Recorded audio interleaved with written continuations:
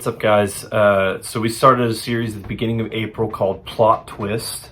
And it's called that because there are some pretty major plot twists in the story of Jesus. Tonight, though, we're going to talk about something in our small group that we wrestle with all the time, honestly, is asking for help. We really struggle asking for help. When we're faced with the challenge, we often think that we have to do it all on our own. We think that we have to accomplish this or that, or we have to figure it out. We have to get out of this hole all on our own. But why? Why do we feel like we have to do it all alone? Maybe we feel embarrassed if we can't do it alone. Maybe we don't want to inconvenience others.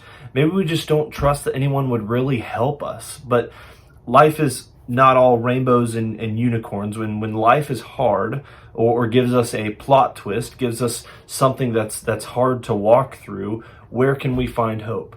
But not false hope, not the kind of, we're talking about the kind of hope that promises goodness, not the kind of hope that promises everything will be okay when it probably won't, and not toxic positivity, that kind that says to just be happy when everything's falling apart. You're just smiling and the whole world's crashing around you.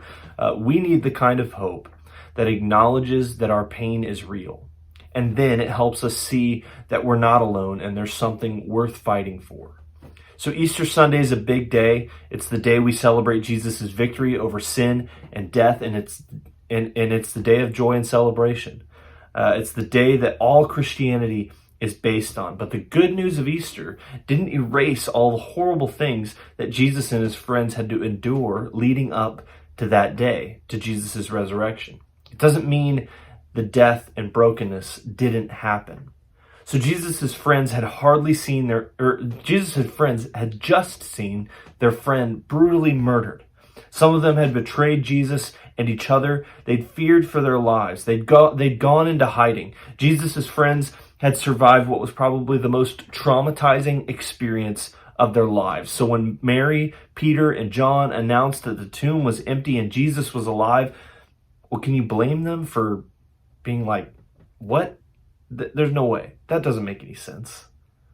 The disciples locked themselves away for safety, afraid that they could be arrested and killed the same way that Jesus had been, which was a brutal way to go. With their lives on the line, they probably weren't ready to believe that Jesus was back, not until they had seen it with their own eyes. When you've been hurt or experienced a loss as big as what these people had experienced, it's not easy to figure out how to have hope again. You kind of get caught in this rut of like, how am I going to get out of this ever again? In John 20:19-22, Jesus appears to his disciples and he says, "Peace be with you." Those are the first words out of his mouth.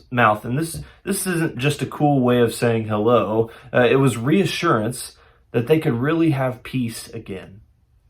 And he was there to help find it. Then Jesus showed his pierced hands and his scarred side, and he didn't get angry with them for not believing in him or hit them with an "I told you so." Instead, Jesus gently and patiently helped them believe that the good news that they had heard really was true after all. Jesus wanted them to not be afraid, but be joyful and hopeful. Jesus wasn't telling his disciples to get over all the horrible things that had happened to them, nor was he promising bad would happen to them again. Instead, he promised them something that would help them withstand anything they'd ever face. Jesus promised to give them his Spirit, who would always be with them. You know, there have been many times in my life when I've struggled to find hope and figure out how to get out of the rut that I was in. Many of you know my story of when I moved here to Granville from Georgia when I was just 14 years old. And that was probably one of the hardest times of my life. But what I remembered in that time was when I was a little kid, I would get afraid at night a lot. I would be in bed and I'd get anxious and I'd be afraid of what was out there. You know, I thought something was coming to get me. I don't know what it was, what it truly was. But my kids minister at the time, she told me about a passage in Isaiah where, God will uphold you by his righteous right hand. So she told me just to put my hand in the air, and it seems silly. But, when I was a freshman in high school, I would lay in bed and I would think about all these horrible things and really not feel any hope at all. But I knew Jesus was there because when I'd hold up my right hand, something was different. Something felt peaceful. We were never meant to go through difficult things alone or on our own strength. But when life is difficult and everything seems lost, how exactly can we find the hope that Jesus offers? That's what we're going to talk about tonight in our groups.